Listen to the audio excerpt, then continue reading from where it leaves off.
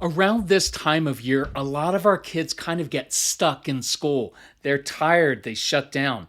So I encourage you to check out IXL to jumpstart your child's love for learning at ixl.com/Kirk.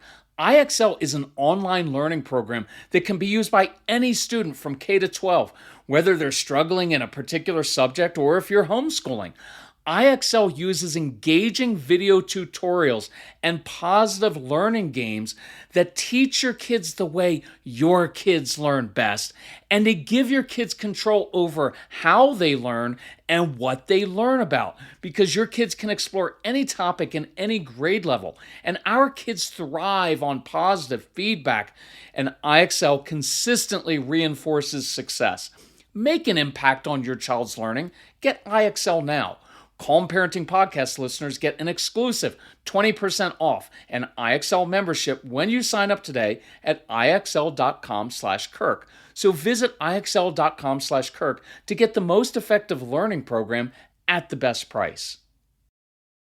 So Cozy Earth has solved a marriage riddle we've struggled with for years, because Mrs. Calm and I have different temperature preferences.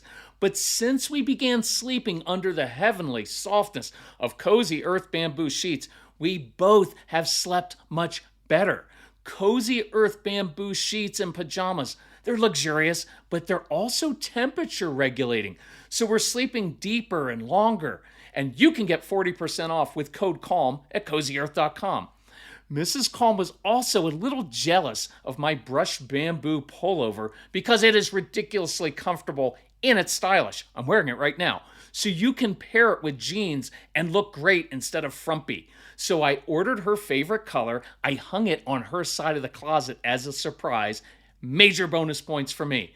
Look, you have no idea how much joy clothes can bring when they are this comfortable. So visit cozyearth.com/calm. Use my exclusive code CALM for 40% off best-selling sheets, towels, pajamas, and more. And let Cozy Earth know you heard about them from the Calm Parenting Guy. It's cozyearth.com/calm with the code CALM for 40% off. Do you have a child who loses it when plans change or when they face disappointment? I know you do, because most strong-willed neurodivergent kids struggle with this. So as we head into Christmas and this holiday season in which your kid's schedule is going to be all out of whack, I wanted to give you some practical tools to help when plans change. And that's what we're going to discuss on this episode of the Calm Parenting Podcast. So welcome to Kirk Martin, founder of Celebrate Calm. If you need help, reach out to our son Casey, Casey, at celebratecalm.com. Tell us the ages of your kids, what do they struggle with. We get together as a family, we discuss it. We email you back usually pretty quickly, even on Christmas Day, because we know you're going to be around family and need extra help. And we'll give you practical tools. And I encourage you, download our programs right to your phone on the way to grandma's house. And by the way, if you get our programs, your spouse, your own parents can listen for free. So here's what's happening. Our kids tend to struggle with these changes and plans, and disappointment is hard for them. Transitions they struggle with. And it's partially because they have these very busy brains, and it feels like their world is out of control.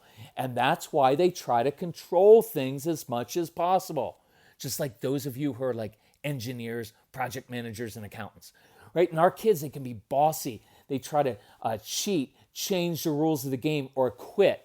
See, that's all about controlling the outcome of the game. Sometimes they like to line things up in a certain way. We talked about them hiding acorns in their pockets. It's things they have control of. Your kids also visualize things in their brains.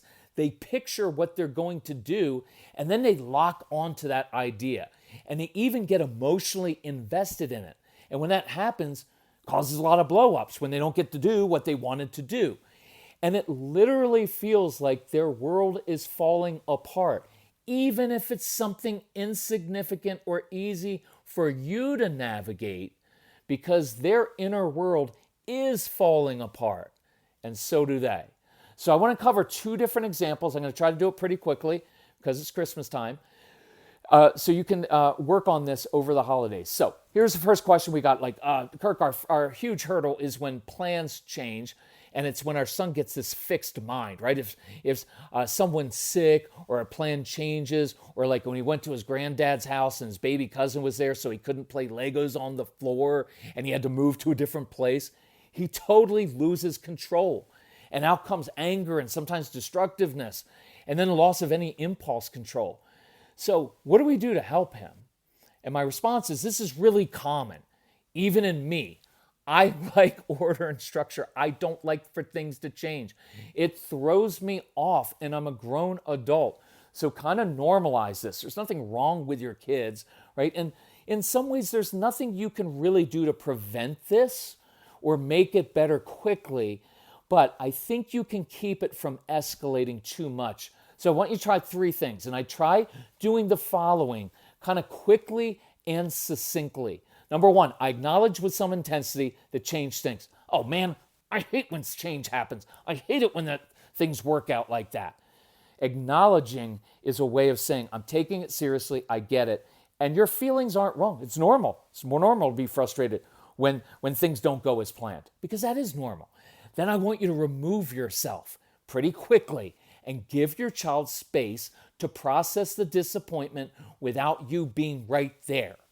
So you start walking away and you start addressing a possible solution or options, but I want you to keep this in an even, matter-of-fact tone. I don't want you to try to convince your child that it's okay. Oh, honey, it's okay. You know what? You can play with your Legos in the other room. I don't like that tone. It sounds kind of condescending, and you don't like it when your spouse does it too. And don't try to convince them that they shouldn't be upset. Just stay businesslike. So you acknowledge, oh man, I hate it when that happens. Listen, I've got to go upstairs. I got to go help grandma. Here are a couple options for you to consider.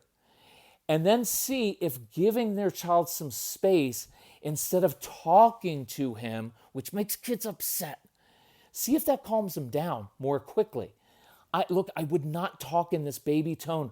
A lot of us people are doing that. Well, I know it's really hard, honey. That just sounds kind of condescending. And it sounds like you're trying to fix things sometimes. So I want to do this pretty quickly. Oh man, that stinks. I hate it when that happens. Listen, I've got to go help grandma. Here are a couple ideas for you to think about, and then walk away.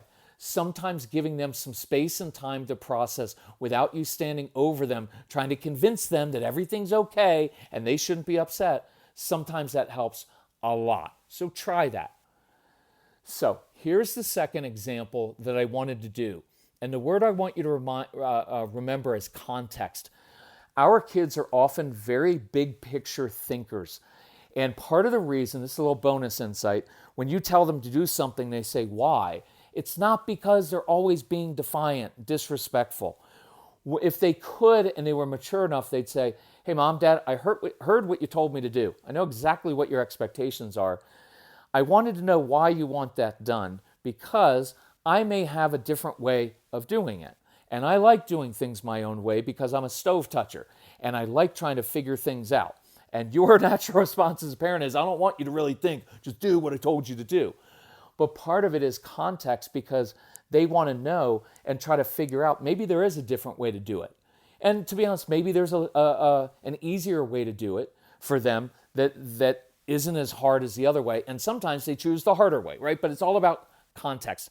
So here, let me set this up this way, and I'll give you a very practical application.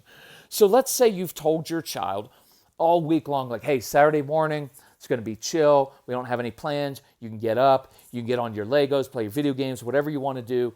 And your child is looking forward to it all week because the week is busy with school and homework and extracurriculars.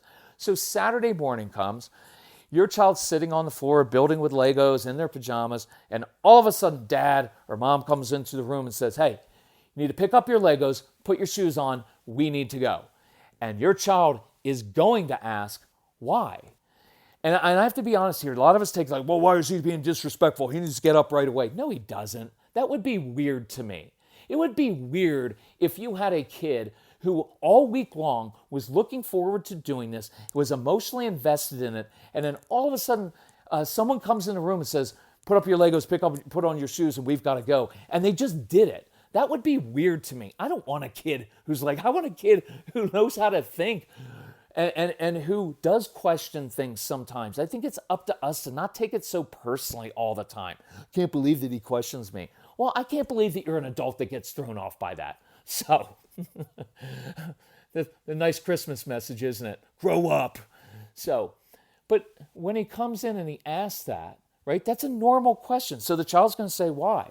And then if you're dad like me, you're going to say, ours is not to question why, ours is but to do and die. That was from the Charge of the Light Brigade. That was my dad's favorite quote. My dad was career military with 4 boys. So then I'm going to yell, and the child's going to be like, Dad, what? Why?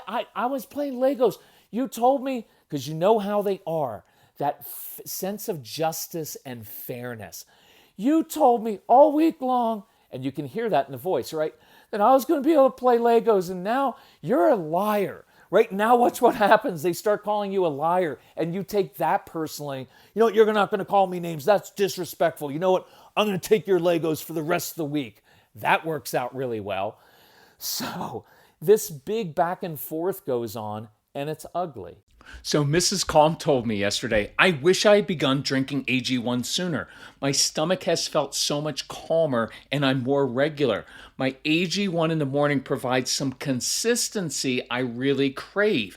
And that's one reason I love my AG1. It's an easy, healthy daily routine. No messes, no blenders.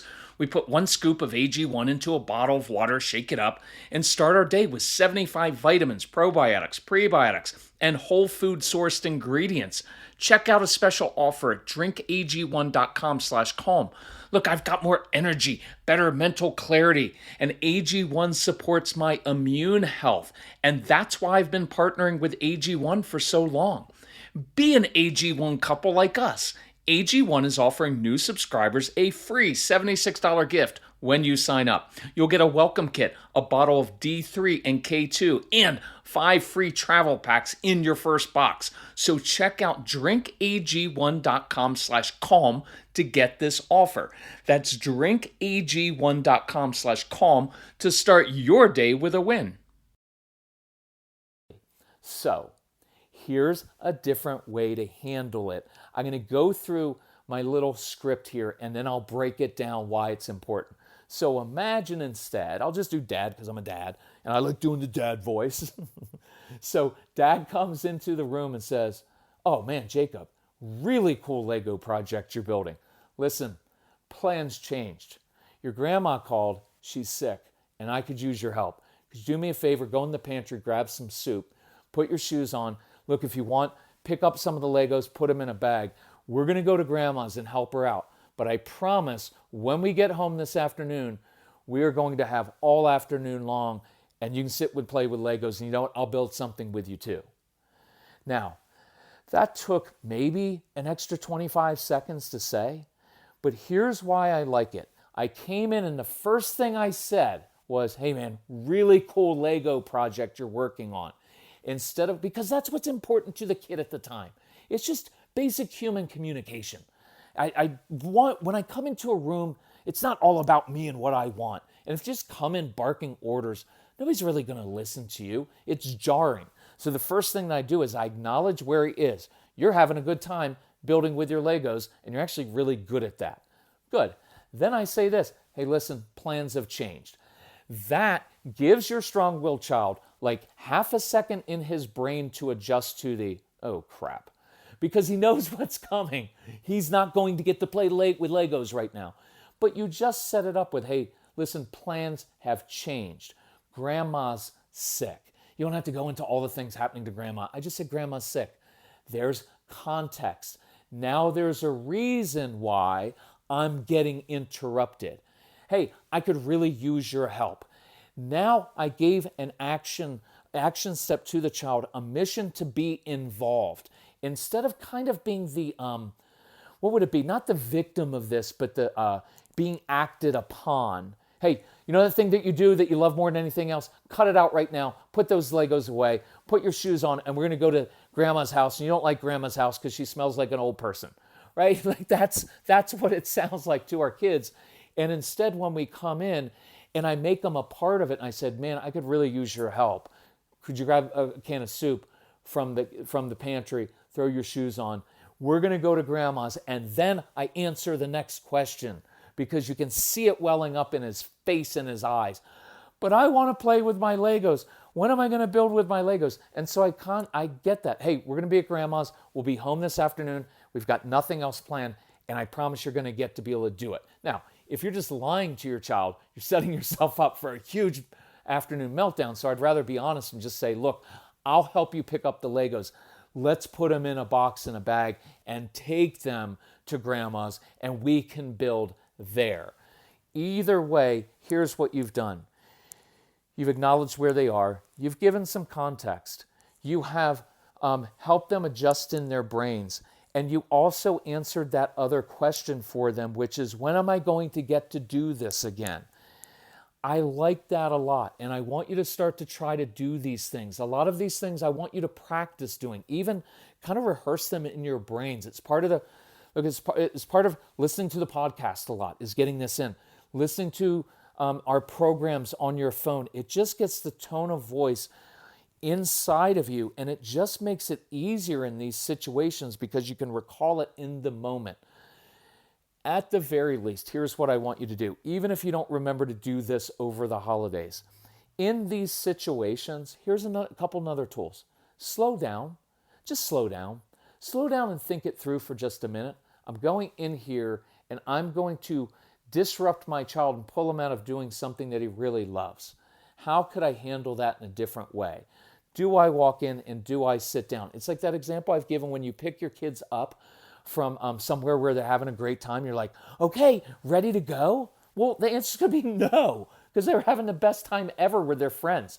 They're never going to say like, you know what, Mom, I had such a great time. I'm just going to be grateful for the time that I did have. And I know that your time's really important and that you let me stay extra time. So I'm just going to get ready extra fast so we can go home.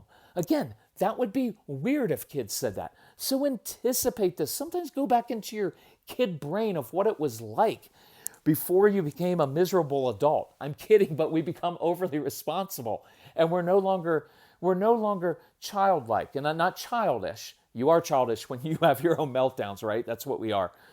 But be a little bit childlike and remember what it was like.